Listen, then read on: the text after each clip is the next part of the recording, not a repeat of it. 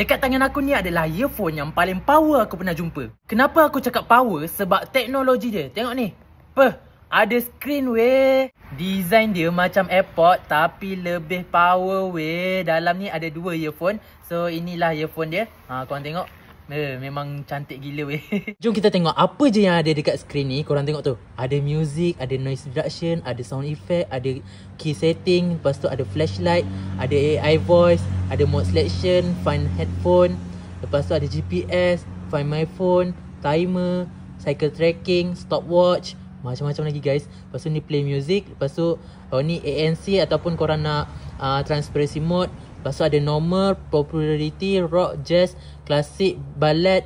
Lepas tu ada macam-macam lagi guys. Memang gempak gila. Tak ada lagi benda-benda yang macam ni tau. Didatangkan sekali dengan casing dia. Jadi bekas earphone korang tak adalah menghitam. Dia punya sound quality dia memang sangat sedap. Korang boleh dengar ni. Lepas tu korang boleh adjust dekat korang punya earpod ni. Korang nak tukar macam mana adjust ke. Memang boleh tukar guys. Gempak gila weh. So, korang tengok macam-macam. Tengok contoh ni stopwatch. Okay, boleh mainkan stopwatch. Lepas tu ada apa lagi? Collection code. Boleh main Apple Pay, PayPal, Alipay, WeChat ada. Lepas tu kita tengok, kalender. Ni tengok kalender. Lepas tu ada weather. Lepas tu ada name card. WhatsApp X apa lagi? WhatsApp X, Facebook, WeChat gila. Lepas tu ada kamera untuk tangkap gambar. Lepas tu ada game. Lepas tu ada message.